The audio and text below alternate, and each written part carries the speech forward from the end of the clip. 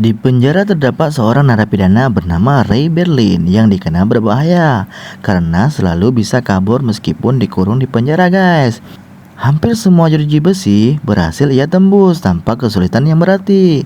Identitasnya pun selalu dirahasiakan dengan terus berganti nama. Namun begitulah awalnya.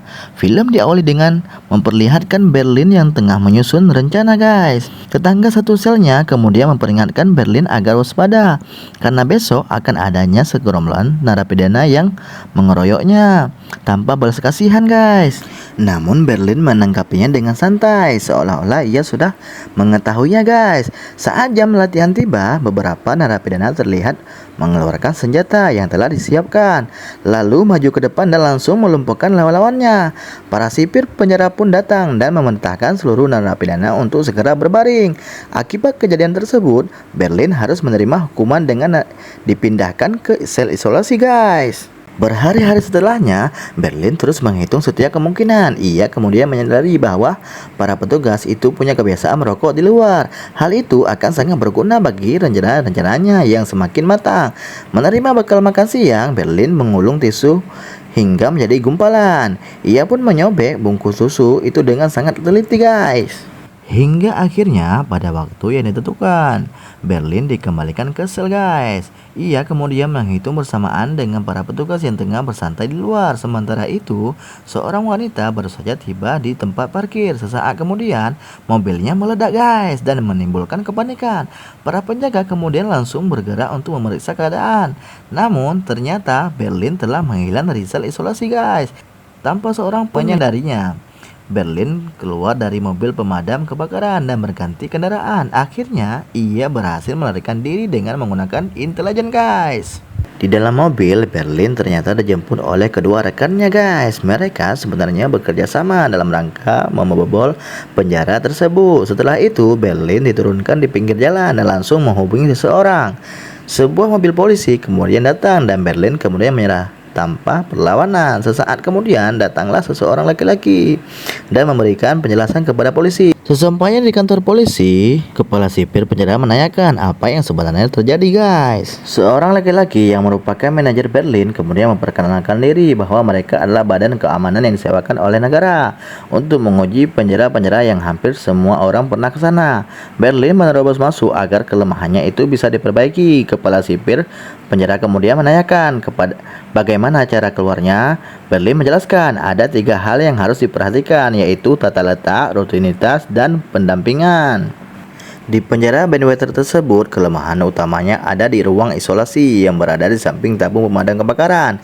Berlin menggunakan selapis pemungkus susu yang ditempelkan pada keypad nomor, lalu langsung bergerak ke ruang pemadam kebakaran. Setelah pintu terbuka, saat sipir tidak ada, dengan bantuan pengalihan, Berlin akhirnya memindahkan kendaraan secepat mungkin. Sipir itu hanya bisa terkesima dengan kecerdasan Berlin dalam membobol penjaranya. Beberapa hari kemudian, Berlin kembali ke kantor setelah 6 bulan menjalani masa tahanan. Kali ini mereka kedatangan tamu bernama Jessica dari Badan Intelijen Nasional. Jessica mengatakan bahwa ia ingin Berlin menguji coba penjara yang lokasinya dirahasiakan karena memang khusus untuk tahanan politik lintas batas. Jessica siap membayar berapapun asalkan Berlin bersedia, namun dengan satu syarat, yakni tidak boleh ada bantuan dari rekan-rekannya. Artinya Berlin tidak akan bisa berkomunikasi dengan dunia luar sampai ia bisa terbebas dari sana. Menyadari resiko yang ada terlalu besar, Bijel tampak sangat enggan. Begitu pula dengan Has yang tidak mau mempertaruhkan keselamatan rekan-rekannya, sebab penjara tersebut tidak resmi dan tidak memiliki perlindungan hukum. Namun terlepas dari kekhawatiran mereka, Berlin mengatakan ia bersedia. Jessica pun memberikan lokasi dan waktu penjemputannya. Saat waktu ditentukan tiba, Bijel dan Has membacakan identitas baru Berlin di penjara. Mereka juga memasang chip GPS di lengannya secara rahasia. Dan yang terpenting adalah kode evakuasi jika terjadi sesuatu yang tidak direncanakan. Sesaat kemudian, Berlin mengucapkan selamat tinggal dari kejauhan. Sebuah mobil kemudian datang dan menyetrumnya dengan keras. Chip GPS tersebut kemudian dirobek hingga Berlin jatuh pingsan. Dalam kondisi setengah sadar, Berlin menyaksikan seseorang tahanan lain ditusuk dengan pisau. Ia kemudian dijatuhkan dari helikopter yang sedang terbang. Berlin langsung diberikan suntikan agar kembali ke dalam kegelapan. Saat ia sadar, Berlin sudah berada di penjara barunya yang tampaknya membuat setiap sel tidak biasa menggunakan kaca. Ratusan tahanan yang ditahan dijaga sangat ketat oleh banyak penjaga bersenjata. Mereka juga diawasi dengan bola kamera yang memantau setiap gerakan. Sesaat kemudian, Berlin dibawa ke ruang interogasi. Kepala sipir yang bernama Hobbs memperkenalkan dirinya. Berlin juga curiga, lalu membacakan kode evakuasi untuk dibebaskan. Namun, Hobbs mengatakan bahwa siapapun yang masuk tidak akan pernah diizinkan untuk keluar dari sel masing-masing. Para tahanan digiring ke koridor melalui tangga. Berlin mencoba menghafal detail ruang penjara yang biasanya tidak sampai kemudian tiba-tiba di lantai dasar yang mengumpulkan semua tahanan. Tidak lama kemudian, seorang tahanan diseret oleh para penjaga tengah lapangan. Setelah dipukuli, ia ditinggalkan tanpa bantuan. Sementara itu, Berlin tiba-tiba diserang oleh sekelompok perwira senior. Beruntung mereka langsung dihadang oleh seorang pria parubaya. Ia bernama Emil, yang kemudian mengajak Berlin untuk berkenalan. Namun Berlin menolak karena ia tidak ingin identitasnya terbongkar. Bertindak tanpa perintahnya, yakni membunuh tahanan di helikopter saat dalam perjalanan menuju penjara. Oleh karena itu, gaji Drake akan dipotong sesuai dengan nilai tahanan yang bunuhnya. Keesokan harinya, Berlin mulai mengamati desain ruangan tersebut. Emil memperhatikan aksinya dari kejauhan. Saat mereka berkumpul di lapangan, Emil kembali menghampiri Berlin dan menawarkan bantuan. Ia pun menjelaskan bahwa di sini hanya umat Islam yang tak menjalankan kewajiban. Berhari-hari kemudian, Berlin terus melakukan pengamatan. Namun, ia perlu pergi ke ruang khalwat untuk lebih memahami.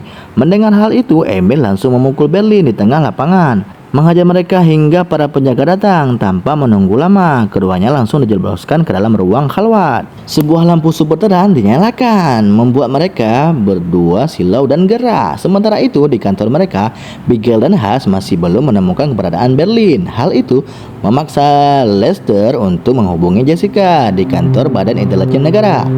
Setelah masa pengasingan berakhir, seorang dokter pun didatangkan untuk memeriksa kesehatan Berlin dan kemudian mengatakan bahwa dokter tidak boleh terlibat dalam hal kegiatan ilegal. Dokter yang merasa terhina itu pun tidak dapat memberikan jawaban. Berlin menanyakan di mana penjara itu. Namun dokter itu hanya diam saja dan pergi dari sana. Kembali ke lapangan, Berlin masih belum mendapatkan petunjuk apapun. Namun ia sudah punya rencana dan meminta Emil untuk mencarikan plat logam untuknya. Emil yang setuju pun langsung menitipkan pesan untuk Hope melalui sipir. Setelah itu, Emil Hope sudah berada di ruang interogasi dan langsung menanyakan keberadaan bosnya, Victor Manheim, yang merupakan buronan polisi, di mana Emil merupakan mantan tangan kanannya dalam pemberontakan komunisme untuk revolusi. Namun, Emil dengan santainya mengulur waktu. Hal itu membuat Hope kesal. Kemudian ia memerintahkan para penjaga untuk melakukan penyiksaan. Kesempatan itu dimanfaatkan oleh Emil untuk mengambil penutup saluran pembuangan. Setelah mendapatkan apa yang dibutuhkannya, Berlin pun menjelaskan rencana selanjutnya. Ia mengatakan bahwa penjara ini kemungkinan besar dibangun di bawah tanah.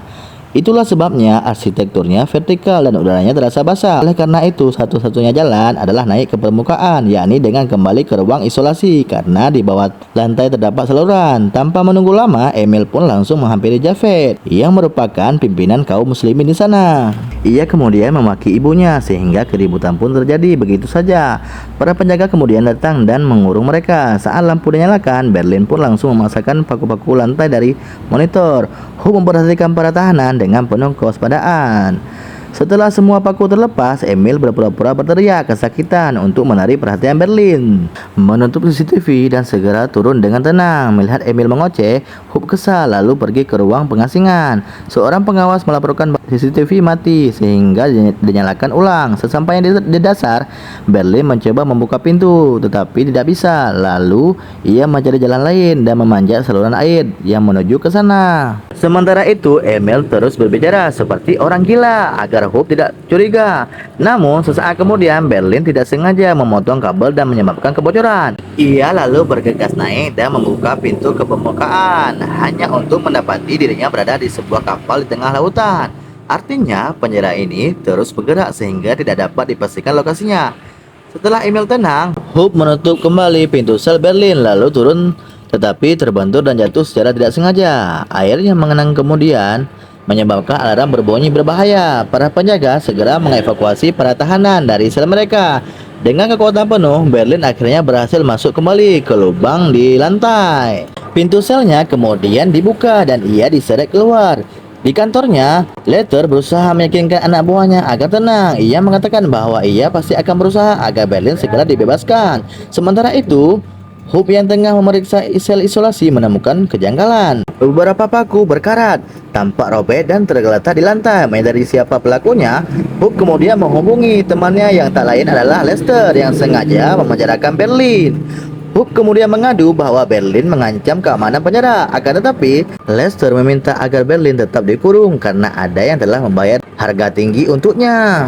Selain itu, Hope diperintahkan untuk melakukan sesuatu agar Emil mau membocorkan keberadaan bosnya karena hanya ia yang tahu di mana buronan itu berada. Hope yang mengetahui kedekatan Emil dan Berlin kemudian mengutus Drake untuk meredam semangat hidup mereka. Sejak saat itu, Berlin setiap hari didatangi Drake untuk disiksa. Ia tidak diberi kesempatan untuk menenangkan dirinya dan menyusun rencana.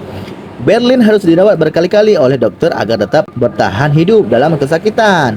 Setiap kali mereka berdua bertemu, Emil hanya bisa memberi semangat kepada rekan-rekannya. Ia berkata agar mereka tidak mati sia-sia. Di sisi lain, Vigilant Hush terus memututi mereka hingga akhirnya mereka mendapatkan sedikit informasi intelijen tentang masalah tersebut. Penjara di tengah lautan, setelah mengetahui penjara ini berada di atas kapal, Berlin kemudian menganalisis rutinitas para penjaga yang diawasi. Kebiasaan mereka bisa menjadi merupakan petunjuk waktu antara siang dan malam. Nah, yang perlu dilakukan adalah mengetahui kemana kapal itu berlayar. Karena itulah Berlin harus menemui dokter untuk meminta pertolongan, guys. Agar rencananya berjalan lancar, Emil kemudian menusuk pahanya Berlin dengan pisau, sehingga para penjaga membawanya ke ruang perawatan. Sialnya, dokter itu tidak mau berbicara karena takut diancam. Berlin kemudian terjatuh kesakitan dan mengambil beberapa lembar kertas secara diam-diam. Karena cara pertamanya gagal, keduanya pun beralih rencana, yaitu Breslin membuat alat ukur derajat dengan menggunakan bahan-bahan sederhana. Alat ini dapat menunjukkan lokasi mereka dengan mengukur bintang-bintang di cakrawala. Melihat mereka berdua masih bersama, Hope kemudian memberikan perintah kepada para penjaga. Breslin kemudian dipindahkan ke sel yang berbeda untuk memisahkan mereka. Hope mengatakan bahwa mulai saat ini ia tidak akan diizinkan lagi berada di lapangan. Breslin yang tidak ingin rencana yang gagal kemudian menawarkan sebuah kesepakatan. Ia mengatakan bahwa Emil sangat mempercayainya sebagai seorang teman sehingga ia dapat dengan mudah mendapatkan lokasi Victor. Saat kembali ke lapangan, Breslin menceritakan keadaannya. Ia kemudian meminta Emil untuk mengajak Javed bekerja sama. Sambil menyusun strategi, Breslin melaporkan cerita yang dituliskan setiap hari. Beberapa hari kemudian, Javed sudah berada di ruang interogasi. Ia melaporkan bahwa ada sekelompok tahanan yang berencana melarikan diri. Namun, ia tidak mau berbicara, guys. Jika Hope tidak mengabulkan permintaannya, Javed mengatakan bahwa ia ingin berdoa sambil menatap langit yang terbuka. Hari itu, saat malam tiba, Javed akhirnya bisa melihat langit malam. Ia kemudian bersujud dan menyiapkan alat pengukur bintang. Saat kondisi sudah aman, ia kemudian mengarahkan alat itu secara diam-diam. Setelah menyerahkan hasilnya, Berlin mengingatkan kembali semua hukum geofisika yang akhirnya ia simpulkan bahwa benda-benda itu berada di Samudra Atlantik Utara, tepatnya di lepas pantai Maroko atau dekat ibu kota Casablanca. Mendengar hal itu, Emil kemudian mengatakan bahwa ia memiliki kenalan yang bisa memberikan bantuan. Masalahnya sekarang adalah bagaimana cara menyampaikan pesan ke dunia luar. Dengan menggunakan permainan psikologis, Breslin kembali menemui dokter tersebut di ruang perawatan. Ia kemudian mempertanyakan moralnya karena terlibat dalam dunia ilegal tersebut. Pernyataan Berlin rupanya membuat dokter tersebut merasa bersalah. Ia pun berpikir sejenak, lalu membaca ulang sumpah profesi di bukunya. Keesokan harinya, sang dokter berkata bahwa ia melakukan itu semua karena terpaksa. Sebenarnya ia ingin berhenti tetapi tidak bisa. Akhirnya sang dokter menawarkan diri untuk sedikit membantunya. Malam itu, Berlin menjalankan strateginya. Ia memberikan laporan palsu kepada Hobbs bahwa bos Emil alias Victor tengah bersembunyi di Bulgaria. Begitu pula dengan Javed melaporkan bahwa Berlin berencana untuk melarikan diri saat pagi tiba. Hope kemudian juga menerjemahkan kode Berlin yang menyebarkan pesan itu dengan cara menggantung jendela. Saat pagi tiba, Javed langsung membuatkan keributan. Semua tahanan saling berkelahi, membuat para penjaga kewalahan. Hope menyaksikan dengan panik, menyadari kekacauan yang semakin besar. para penjaga menembakkan gas air mata untuk menenangkan situasi. Sementara itu, mereka bertiga dengan cepat menaiki tangga dan melumpuhkan para penjaga.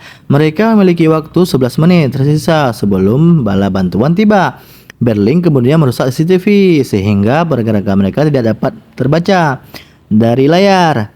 Hope menyaksikan dengan marah tindakan mereka tanpa menunggu lama. Mereka bertiga segera menaiki tangga ke permukaan. Namun Hope kemudian memerintahkan mereka untuk memblokir semua jalan. Semua pintu terkunci sehingga mereka tidak bisa keluar. Dalam sisa 8 menit, helikopter berangkat dari Casablanca. Hope memerintahkan Drake dan para penjaga untuk mencegat ketiganya. Berlin kemudian membawa mereka berdua ke ruang kontrol untuk mematikan sistem keamanan.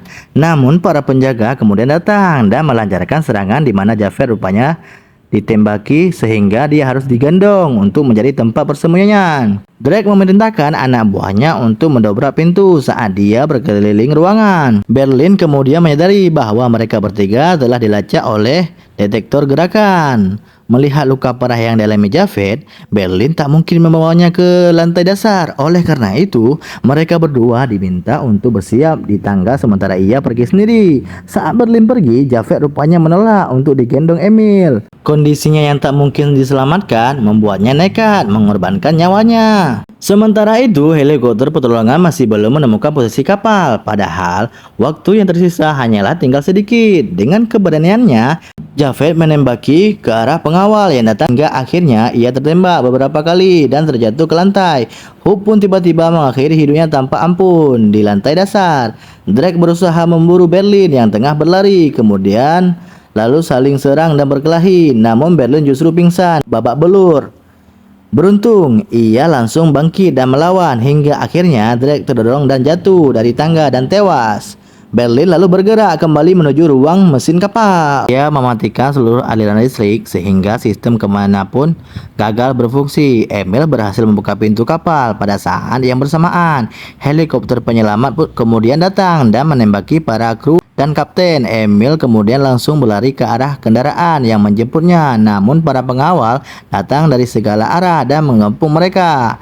Para pilot berusaha melindungi Emil sambil menembaki para lawannya di ruang mesin hub. Telah tiba sehingga Berlin tidak mungkin bisa keluar. Ia kemudian mengubah rencana dengan mencari tempat persembunyiannya. Lalu si Emil berlari dan akhirnya berhasil mencapai helikopternya. Ia kemudian mengambil alih senapan mesin dan mulai menghabisi semua pengawal.